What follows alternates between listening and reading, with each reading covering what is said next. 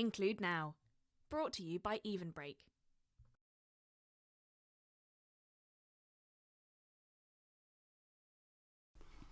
Psychological safety. And I can see a smile on your face again. I think you probably get to hear that word used quite a lot. And I guess that this feature is to unpack what is truly authentically meant by it. Because I think in the E&I sphere, we get words that come in and out of passion. And they can mean everything and they can mean nothing. And what scares me is we hear leaders talk about psychological safety and then just not practice it or not embed it within the organisations that they work.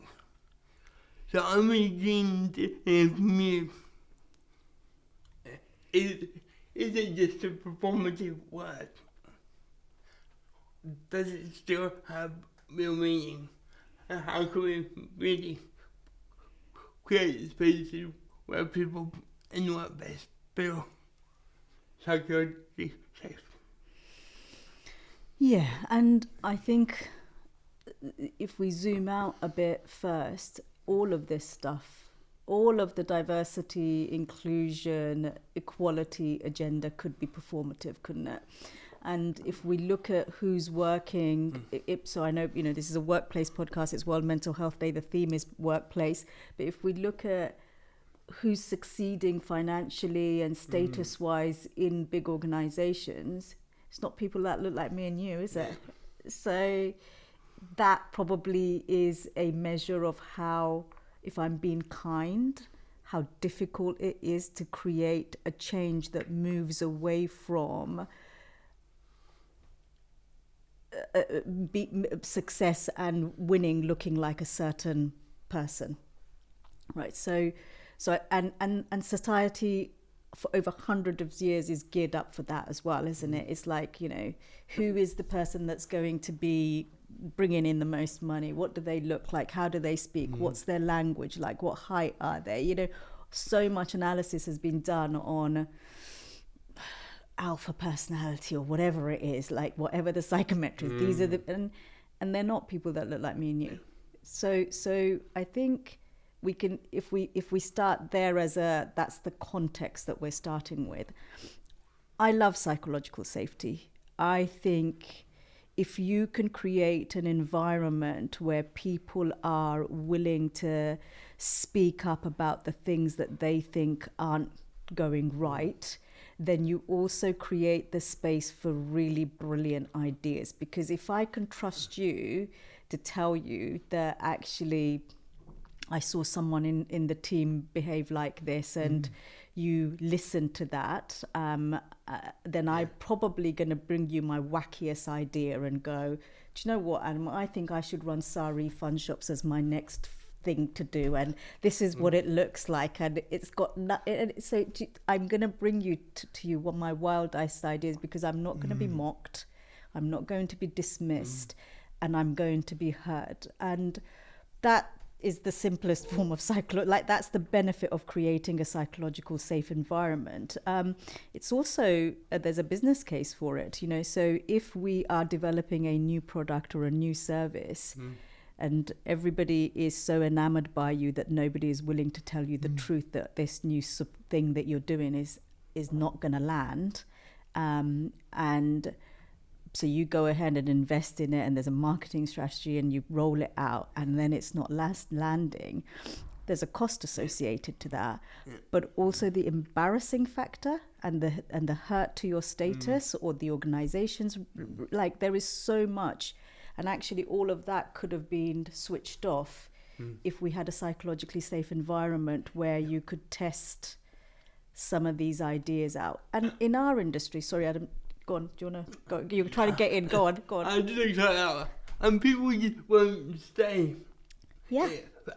So when you talk about a business case, recruitment and talent comes at a cost in terms of finding it, but losing talent because very people expensive. don't feel safe. It's a huge business risk.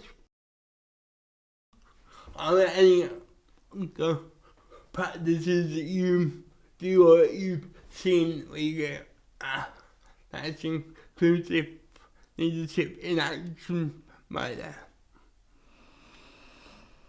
It's a really good question. I one of the things that, I have seen is just little hacks. So, for example, when you're in a team meeting, doing the old circle thing, and people go, but actually, oftentimes in meetings that I've been in different organisations where things are dominated by the extroverts. Things are dominated by a very small group of people who, for whatever reason, hold the power in that organisation. So when you have small actions like a team meeting and you do a round table, you know that everybody has an opportunity to speak. Yeah. When you have, we've had leadership development offsites and all those sorts of things. Again, those actions where you have, little post-it notes that everyone loves to love with, you write your notes and you put it up on a wall. Again, it makes it easier for people who struggle, maybe for one reason or another, to be as articulate, or not articulate, it's not the right word, to be as forthcoming. So I think it's those things.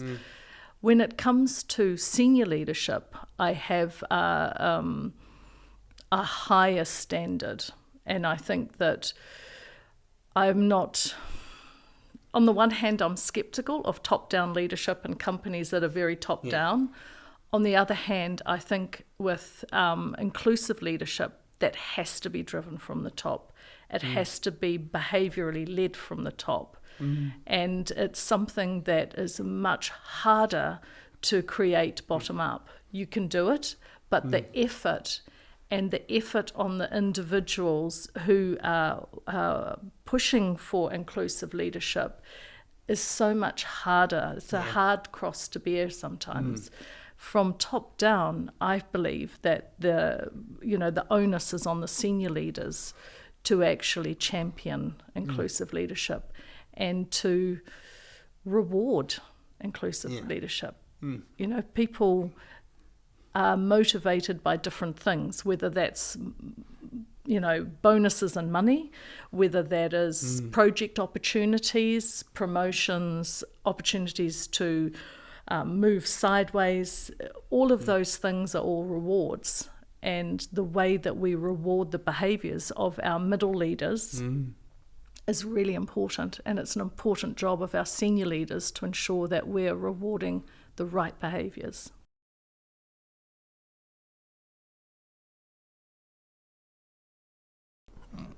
How do we get to the point where e-learning is such an important tool in the workplace for training, but it is often so inaccessible? It's a really good question, and I agree there is a lot of inaccessible e-learning out there. There's a lot of crap e-learning generally, to be perfectly honest. I when I was preparing for this, I looked at this question. I wrote down about 10 different reasons why I think we've got to the point where we are now with inaccessible e-learning, and we probably haven't got time for them all.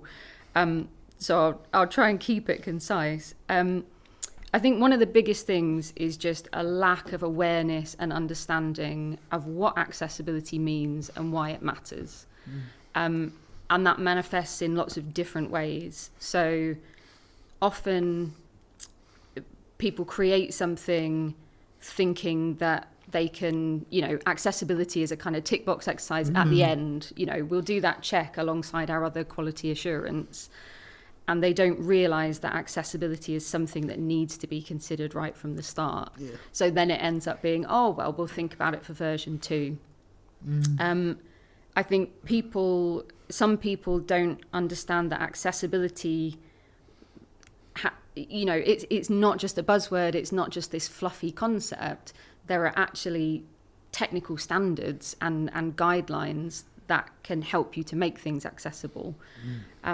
there are still people that I talk to who think that putting something online is the same as making it accessible. Like, look, it's on the internet, anyone can access it, and you have to explain that that's not really how it works. Sometimes I think there's organizations engage a bit with accessibility, but not enough. So maybe they ask a couple of people to review something, but everyone has their own angle, everyone has their own access needs, things get missed. I think sometimes it's a case of bias or discrimination, not necessarily in a blanket way, not a kind of, we don't care if disabled people can access this, but sometimes there's a real attitude, I've encountered quite a few times, the attitude of, well, we're building a training course for doctors and disabled people wouldn't be doctors. Oh. This is a course for lawyers. You're not going to have blind lawyers. Yeah. You do have blind lawyers. You have deaf lawyers. There are examples of people doing these jobs. Still that attitude that, we don't have to think about this because our audience, no one has access needs in our audience. You're like, really? So I think there's that at play. I think there are misconceptions about how hard it is to make things accessible. Yep. It's going to be a huge amount of effort. It's going to cost us so much money. It's not the case. We can talk a bit more about that. A couple of other things. I think coming back to that lack of awareness and understanding, sometimes people don't want to admit that they don't know or they don't understand. Yeah. So they kind of put their head in the sand and they don't engage with accessibility because they're scared to get it wrong. And the other thing, what I said at the start about there being some crappy learning out there, some of this is just about poor choices in terms of learning design. I think we definitely went through a phase where, and actually you still see this, where people think, we've got quite a boring, dry topic. The way to make it seem interesting is to put in loads of different colours, loads of images. Let's jazz it up. Let's have it animated. Let's do this. Let's do that. It doesn't work. It's not effective. It doesn't actually make something boring interesting, and it makes it inaccessible in the process. So some of it's about those learning design choices. So there's all kinds of different things at play, and we could dissect those for hours, I suspect. Interesting. Yeah. I think there's a perception that if it's accessible, it doesn't look good. Yep. But I think totally. My colleagues, I came up with a word which is accessible. I think you can have accessible content that does look sexy. Absolutely. I think we need. Absolutely, I love that. We need more accessible content. I'm going to start using that. That's really good. So, moving on to the next question. Have you noticed the more recently inclusion has become an opportunity for commercialization? How do we navigate this? Yes, so the answer is yes, for sure. But in my mind, at the moment of where we're at with inclusion, you can't have one without the other. So what I mean by that is, like, brands, for instance, making inclusive campaigns, it benefits, well, if done correctly, obviously, it benefits like the progression of inclusion and, the inclusion of disabled people. That being said, I'm going to sound like a broken record, but going back to what I was saying before, that it just can't be in isolation. So, it works, but it has to have kind of the investment in training internally and, knowing that the journey doesn't stop on those moments. It continues, and it's got to be a long-term commitment. So it's twofold. I feel like it's, what's it called, like a dichotomy, where it's like they influence each other, and in an ideal world it would just be great if it just happened, but I think often to get in the room with big organizations and brands, you kind of have to speak their language and about the bottom line, and that's just a very honest answer to where we're at right now. Thank you for sharing. And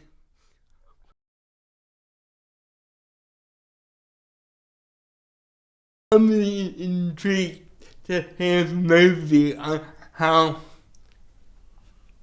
you think, or where you think the balance is between obviously needing vital healthcare and medical intervention versus not medicalising so-called disability, and where we can integrate the social model more. So, really intrigued to get your insights into that. I don't know whether Paul, you want to start first? Yeah, absolutely. And you're absolutely right, Adam. It's, you know, you're asking that question, and obviously I'm responding to it in a medical context, you know, and it's a medical model and a social model. And therein lies the problem, actually, because that medical, you know, I talked earlier about the Japanese psyche. I think in a way there's almost a psyche within the medical and nursing profession about disability, and it, for them, I'm going to make a very sort of general statement here, but for them, you know, somebody with a disability is somebody that they want to fix, yeah, to use a very simple term. And I think that's where all of the problems actually derive from.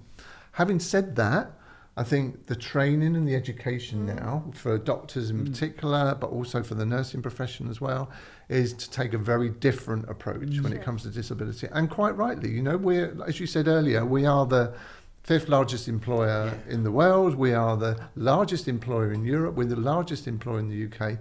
And, you know, that brings great responsibility. As an employer, you know, we have to make sure that we are fulfilling our social duties, not just because of the Equality Act, you know, which we are, we've got the duties under the public sector equality duty, but just because it's the right thing to do.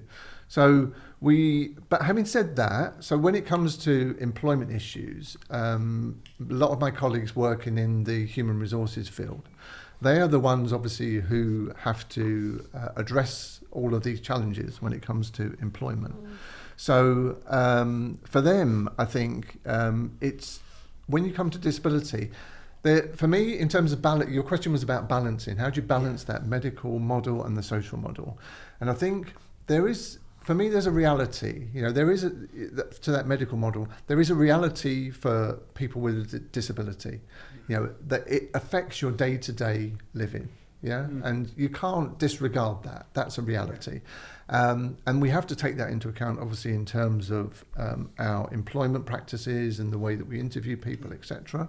And that's why we have reasonable adjustments, and that's why we ask people, do you have special requirements, for example, if you're coming to interview? So we have to take account of that. But essentially, as you said, Adam, the real problems start, and it again, it goes back to almost to that interview that I talked about earlier when I decided to interview the deaf applicant. It's about, you know, how do we overcome those social stereotypes and those social norms that we've all got in our heads that tell us a deaf person can't be a secretary, or a person in a wheelchair can't be a doctor, or can't be a nurse. You know, we know that these things are possible. You know, we've seen and we know, and you know, we've employed lots and lots of people now who, if you said to the average person on the street, do you think that, you know, a blind person could be a surgeon, for example, might say no. But you know, with technology these days, everything is possible. What I could add to what Paul has just said, I think obviously, I was going to say, I guess both elements of both the medical and the social are really important. They're critical parts of anybody's recovery, because you might have some physical disabilities that sort of require the support of medical intervention. But I think we focus a lot more on medical intervention than we do on the social aspect of things. And how can we change that? I mean, I think in the NHS, we talk a lot about collaborative working. So whenever we are devising a policy, when we are thinking of redesigning services, how do we collaboratively work with the patients or people with disabilities?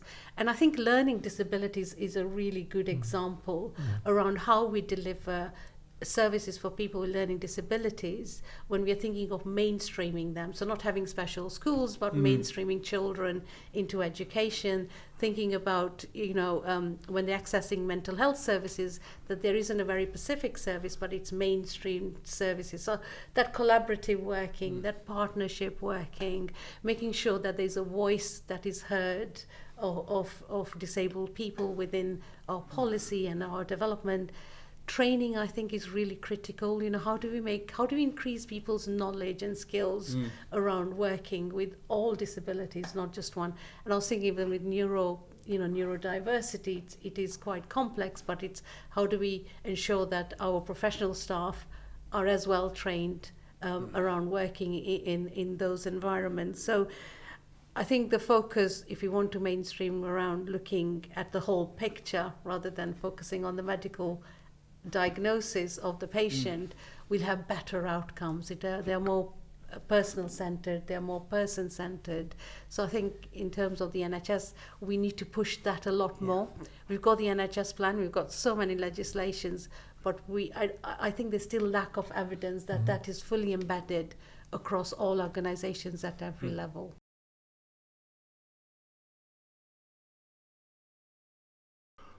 We hear the word belonging a lot, but again, when we are talking about both words, I guess we're talking about them because sometimes they can come into factions and they can mean everything, and then they can mean nothing.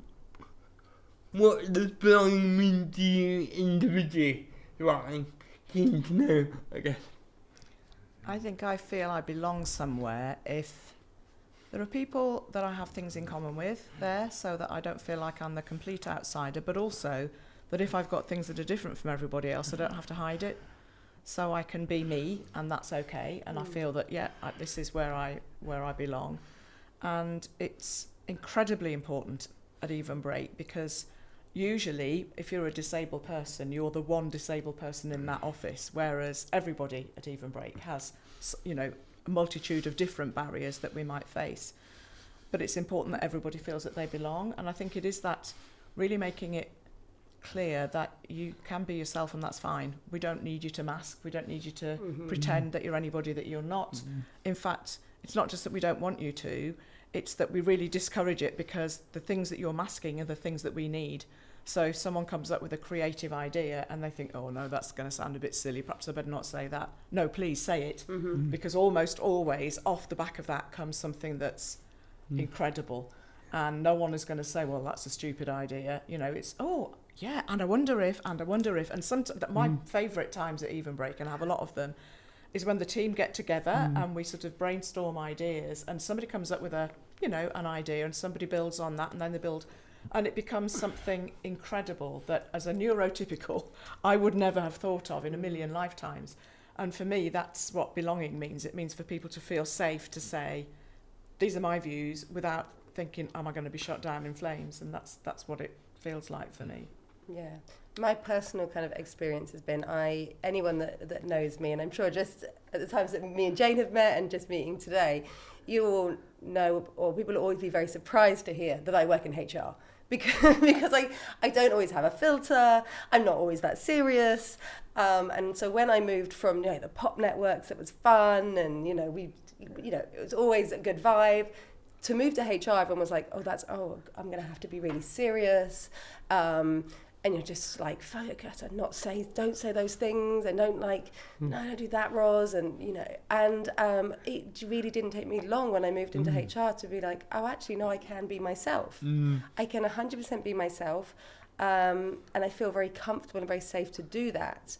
And then it was in my role now, I was diagnosed with ADHD, and to be able to just have a team that can just, without hesitation, and what do you need, and support that conversation where I feel, you said, safe, but also where I feel valued is another one, right? I really felt that, for me going into HR, where, let's be honest, they are mainly more serious than me, but that my character, my personality, and also the way that I thought, my neurodivergent brain was welcomed and valued there, because it was actually bringing something to a team that wasn't as prominent there before. Yeah. So that for me is belonging, definitely.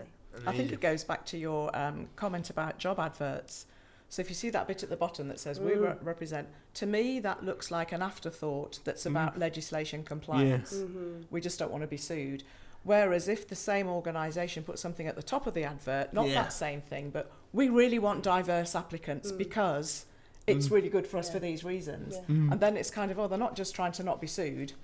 It's actually, oh, they do want me. They do want me to come in and be a bit different maybe and challenge the status quo and come up with new ideas. And that's why we have Extend. Like, I know I'm going to keep dropping it, you know, but that's why we have Extend, to be really, like, really blatant and intentional about, you know, the fact that we want to recruit deaf, disabled and neurodivergent talent into the BBC.